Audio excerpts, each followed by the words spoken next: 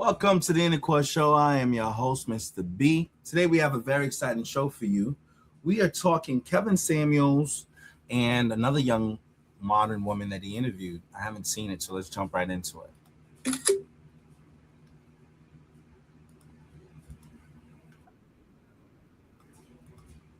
Gladys, unmute yourself. You know how to be a girlfriend. Hello. Hi, how are you? Good. You're gonna speak up. Okay. There we go. What do you got for me? Well, I've been crying since I found you earlier today. Crying? Crying because you're just giving us the truth, something that I never heard. Mm-hmm. And, I'm 32 and I just feel like kind of hopeless, like, how did we make the change? Like, well, what do you mean? Well, what do you want? First off, what do you mean? What am I on? What do you want? What do you want? I want to be married. Mm-hmm. Okay. Do you want children? You want children? Yes. Do you have any children? No. Mm-mm. Okay. Were your mom and dad married? They were, but they divorced, and then my mom remarried. Okay. Why do you want to be married? I want to have a family. I grew up in a 2-parent household, and like my stepdad was really important in my life. So, mm-hmm. I'm really close to my own family, so I kind of want that. Okay. Well, you say, how do you make the change? When was your last relationship? It was recently, like we broke up in the end of December. And how long were you guys together? Just under a year. Okay. And I felt like he was like a high value man, but like I had got really stressed out at one point and like, became a bitch. Okay. And I don't know how to fix it. Have you had therapy? Not like for relationships, no. No, I'm talking about for your mental state. Yes, I've been to therapy before. How long did you stay in it? I would go like off and on. Uh-huh.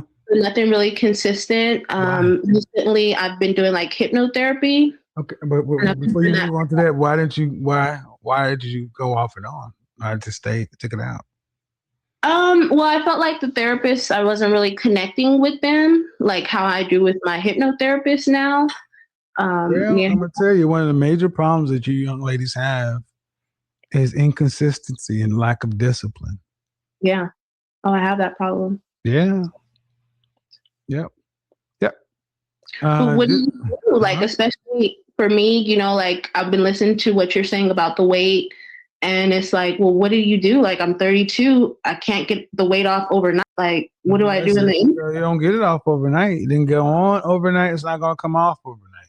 But did you go to college? I did. You have a degree? I do. So you're an educated woman. You know personal trainers. You know diet. The information is out there. Yeah. So it's not a lack of information. Right. It's a lack of consistency and discipline. It is very simple. Mm-hmm. Get up, go to the gym, eat a plant-based diet, drink water. Mm-hmm.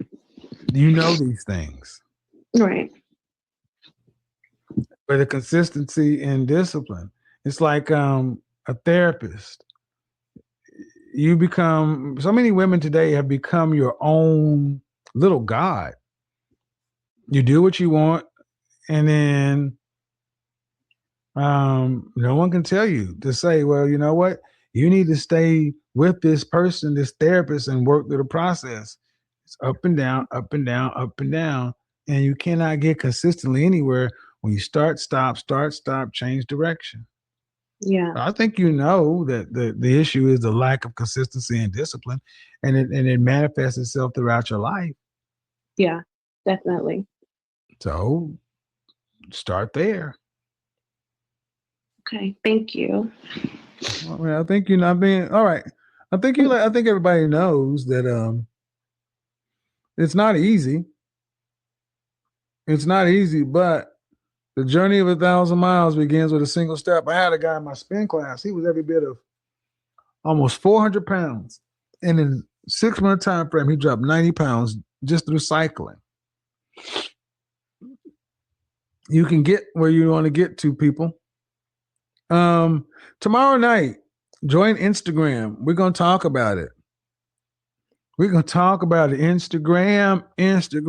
And then I'm thinking about doing a Valentine's Day massacre. I used to have, believe it or not, tell a little story. I used to have anti-Valentine's Day parties. Because when I didn't have a Valentine in Houston, I was like, man, everybody on their Valentine's, I'm going to do some anti-Valentine's Day stuff. And I just told a few people I knew. I thought it was going to be about 5-6 people showed up. Man, close to 70 people showed up to my apartment in Houston. And, maybe we'll have an anti-Valentine's Day show. Hello. Hi. Hi. So what do I have wrong? Nothing. Uh-oh. Nothing? Oh, man. You got YouTube in the background. Cassie, do I have something wrong? No. Okay, well, hold on just a second. Maribel, do I have something wrong? Her audio's not connected. Linda, do I have something wrong? Y'all ain't give me no wrong nothing. So here's the thing. This show is going a little bit long. Cassie, go ahead and unmute yourself. What do you got for me? No, I completely agree with you. All right. Well, what do we need? Go ahead. I think that Black women, I think that they feel like they have to be strong and they don't know when to not be strong. I know I struggled with that in my past. It was hard for me to let other men take the lead, but eventually you have to learn your place in that role. So I wish I would start crying. I really do. I wish Black women will. Yes, crying. Yep, crying. Let me tell you what I mean by crying. Let Rebecca get pulled over by the cops. Let Rebecca get pulled over by the cops. And she gonna start.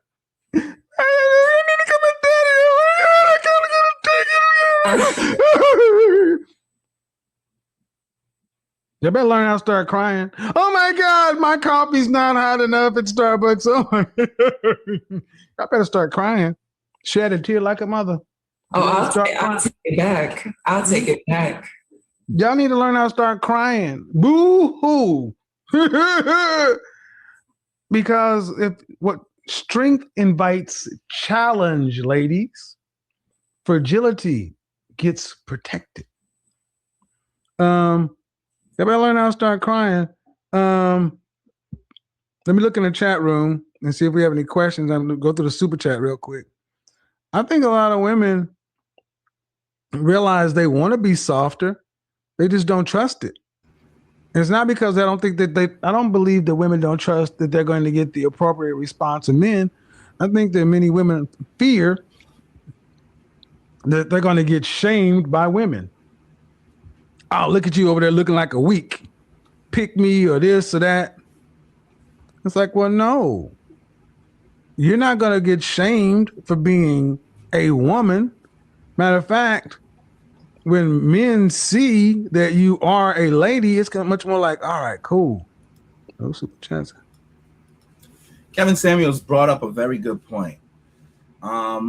Is there peer pressure from woman to woman? Are women flexing on each other? So it is true that when some women are softer, some women try to make them feel bad and call them pick-me's because they're willing to be compliant with the men that they're trying to appeal to. Whereas women tend to seek the validation of other women. And I guess when you're trying to look for validation from the wrong crowd, then it doesn't always result in, the outcomes that you want. So Kevin brought up a good point on that.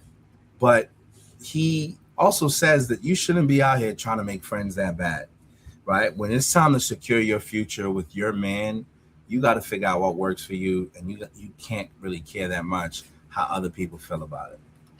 All right. So, if you have a disagreement, raise your hand. Oh, Jesus, they're running all around here. Linda's there. Amanda's not here. Irwin. All right. So let me say something about what just happened. Look, my platform, I said this before and I say it again. It stopped being about me a long time ago. My goal is to help men who are doing the work get the outcomes they want. And what they want is women. Men who are doing the work look up and they want wives and families. If you know anything about my platform, when I kind of started coming to this revelation, it was even, I was like, well, and as a professional, I'm speaking to that. Ladies, you know that when I'm doing an Instagram live tomorrow night, okay? Let's talk about it. Valentine's Day is coming up. Okay, the call line's open for, if you want to come in the comment section, ladies, if you want to ask me a question in the Zoom thing, I'm going to go for another 30 minutes. And I'll just answer any questions that you have. I'm not doing rankings though. Okay. But Valentine's Day is Sunday. And many of you know you don't have a Valentine. Okay. You know that. You know you're not going to be getting any chocolate. You know you're not going to be getting any red bottoms. You know you're not going to be getting any red bottoms. These is red bottoms. These is bloody shoes. You know you're not getting nothing. You're not getting that little Cartier love bracelet. You're not getting that bottle of perfume. You're not getting those flowers. You're not getting taken out to a nice dinner. This is not happening. I'm not saying this to hurt you. Danger zone!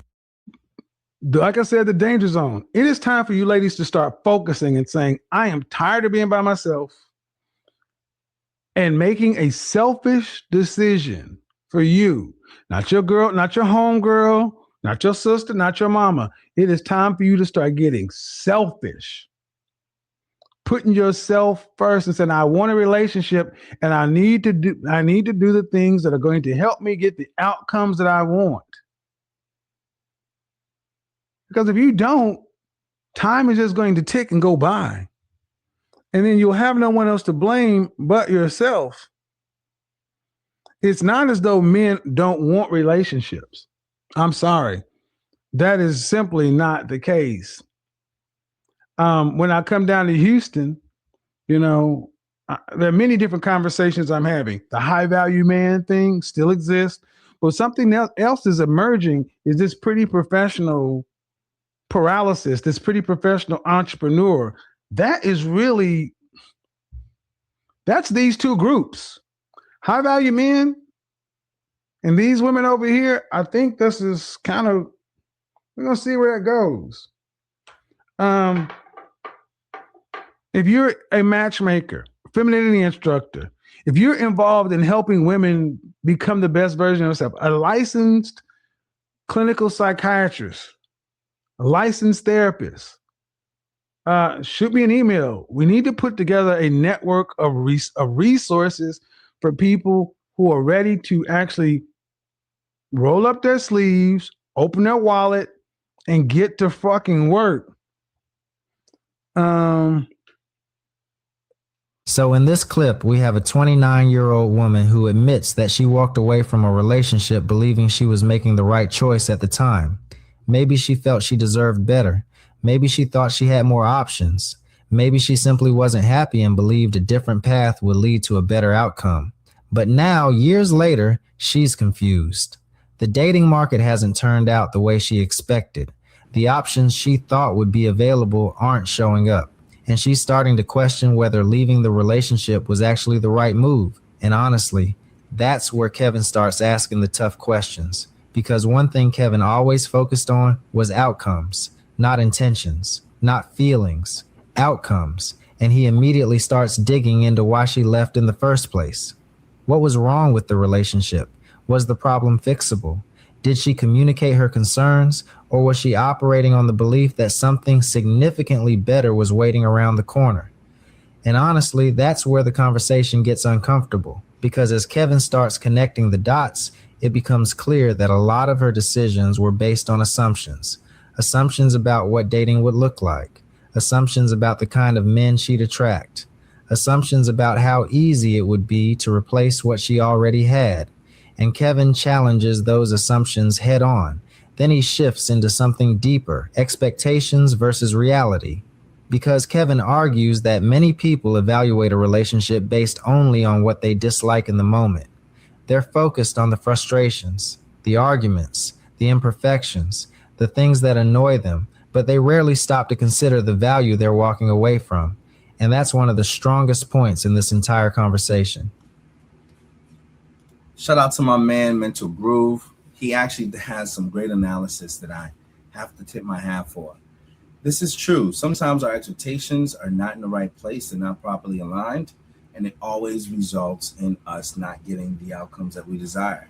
And sometimes the outcomes that we desire ought to be outcomes that aligns with the outcomes of our partners, right?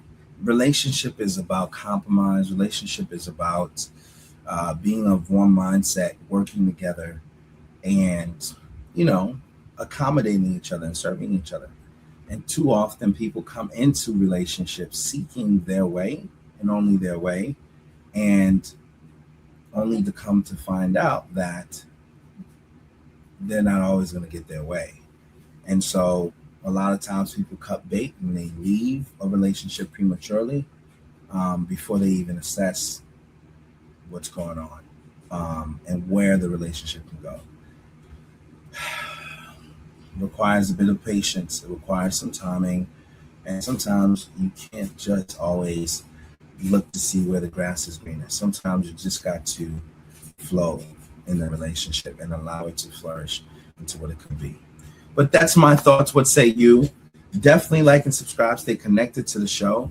But share your thoughts in the comment section. Let me know what you think about this particular episode and, how you would advise it, how you see it. Look forward to hearing your thoughts, guys. Thanks again.